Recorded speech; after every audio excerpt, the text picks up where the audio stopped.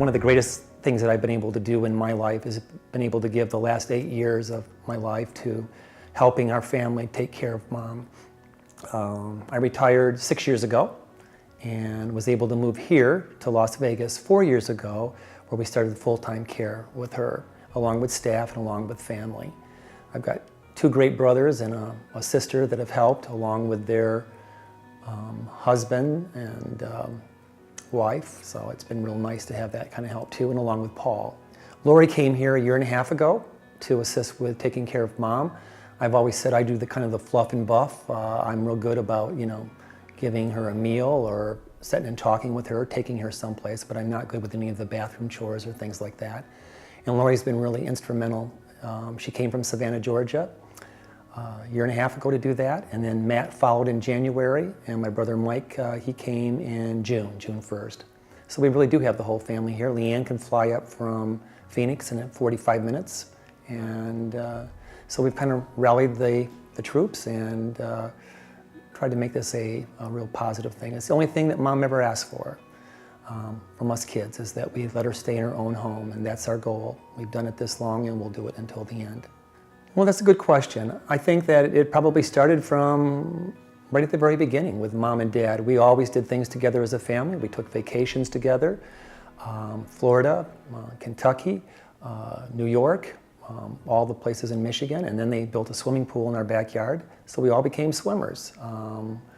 And they came to all of our swim meets, and I never realized what a big thing that was until after I kind of grew up and became a school teacher and saw that not all parents do that. I would have many children play in sporting events and hope that Mom and Dad would come, and they never did. So it was a pretty cool thing for me to think back on, that they built that kind of a bond between us. Yeah, I'm trying to think of when we moved into the Reed Road home. I was in middle school, I think, at the time, and started to learn how to swim. I remember it was always a place, we were like the place for people to come in the neighborhood. Everyone would want to come to our home to swim or to play around, whatever. So I think that was the beginning right there for us.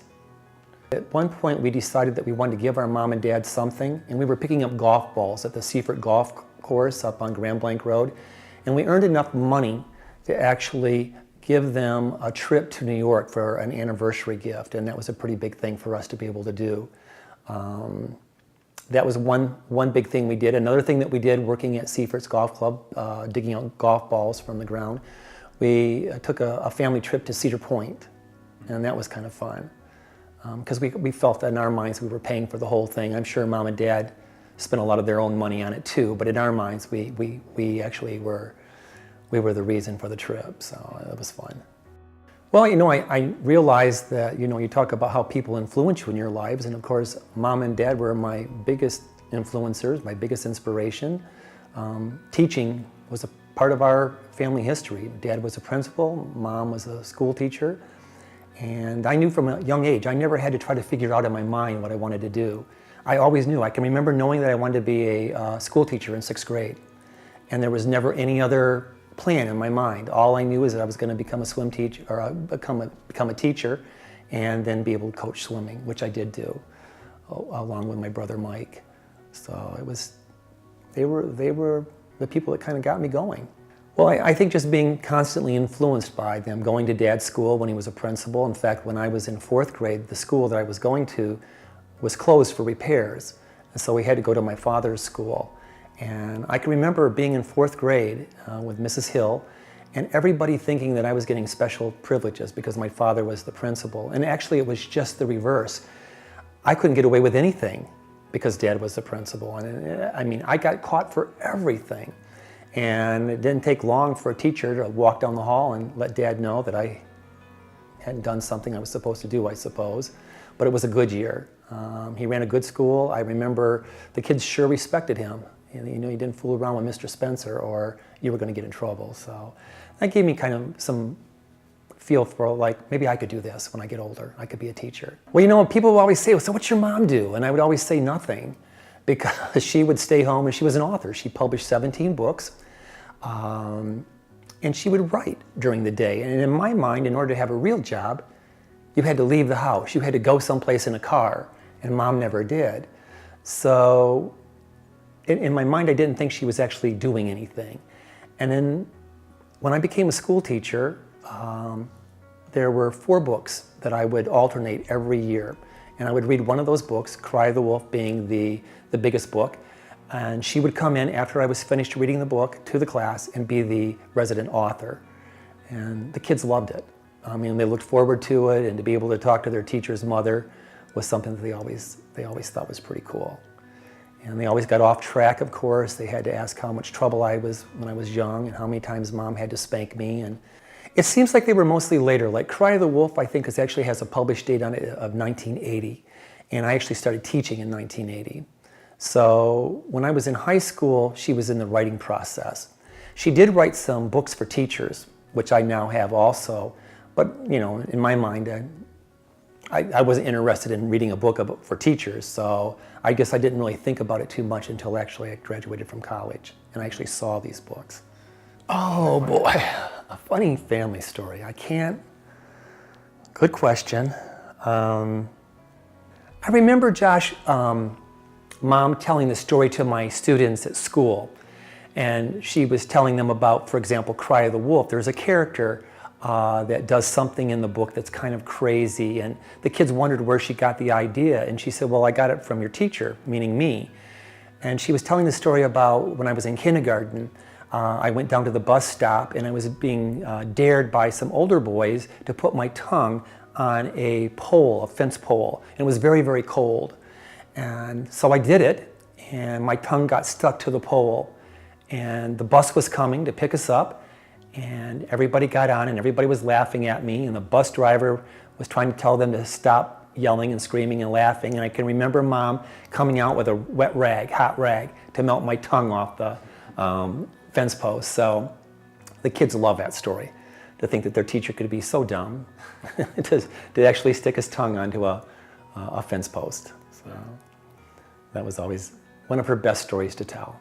Oh yeah, that's a good question there too, because both Mom and Dad, in my mind, being the eldest child, of course, the easiest to take care of, because I think I always followed the rules pretty much. Now, my brothers and sister might disagree, but I think that, you know, they were both pretty firm with us, and we pretty much knew where we stood, but I think that they were also very fair with us. And I don't ever remember having any trials or tribulations, really. I'm sure there must be some, but I don't remember it. I remember mostly only the good things, you know, the family vacations. And one year they bought us a snowmobile. I mean, we looked out, and in the front yard there was a brand new snowmobile. And it's, you know, those were kind of wonderful things. Well, I remember mostly Mom and Dad being very involved in everything we did. Whether I was running cross country or swimming, mostly swimming, they were always there. They were always supportive. I remember the one year I was at high school or middle school. Actually, then they called it junior high school at Mandeville, what's now Baker College. We didn't have any uniforms, and I remember Mother on my behalf and the team's behalf going to the athletic director and saying, why do these kids not have track uniforms? And magically we ended up having track uniforms. And I can remember the coach saying, did I go home and report that we didn't have uniforms? And I don't remember if I did or not, but I thought Mom and Dad both were pretty cool about doing that. I think if I had to think of a story now that has become very much a fabric of my life, is the last 8 years after Dad died. In fact, next week, we will be into this 9 years when Mom started going downhill. And I decided at that point that it would be something that I wanted to do and I was able to do. I didn't have children, so that I thought I can do this, and have done it. Bringing Mom here to Las Vegas was a big step for myself and Paul, but we did it, and it was really big for Paul. Paul actually retired early because of Mom, so he could be here with me. And so the last 8 years, I've really gotten to know her the best. And it has been a time that I know that I will never ever regret that I've spent with her, for her. And over the last 4 months, since she's gotten really bad, I realized in my mind that I don't know any longer. I didn't know if it would be the last time I saw her when I would leave. So every single time for the last 4 or 5 months, I'll kneel down next to her and I'll always tell her that I have something to tell her. And she'll say, well, what? And I'll say, well, Mom, I want to let you know that I think I'm the luckiest guy in the whole world. And she'll go, oh? And I said, do you know why? And she never can remember why. And I always say, because I'm the luckiest because you're my mother. And she just gets the biggest look in her face, her eyes open up and she smiles and then gives me a kiss. So I've done that, and we'll do that to the very end, to be able to make sure I've always said my goodbyes. My mother has always been the inspiration behind everything that I've done. I've always wanted to do a good job for her. She was always there for me. Mom and Dad weren't real big about giving out all kinds of money when we were young, but I always knew that they were there for support. They were our safety net. Somehow or another, I knew I could do whatever I wanted in life because Mom and Dad both were there, and they would support me if I needed it. I remember one year when I went to Central Michigan University, my first year as a freshman, I didn't have enough money. I was under a swimming scholarship, but I still came up short. And I remember they gave me some money that freshman year, and I made sure that that was the last time I ever had to do it. I was working at General Motors in the summer, and I could make enough after that point to support myself. So they've always been a big safety net for me. You know, on a more personal level, Josh, I have to say, you know, being gay, I was very afraid of letting Mom and Dad know because I didn't want to disappoint them. They were everything to me, and I thought, oh, geez, if they know this, they might not, you know, respect me as much. I just didn't know, and I waited until I was 30 years old before I told them. And if I have a regret in my life, it's that I didn't tell them earlier. Nobody could have been better than my mom and my dad. It was like, okay, great, let's go on. And they were always there to support whoever I was with. And as a gay man, there is nothing that I could tell you is more valuable than having your family support. And I certainly had it from the very beginning.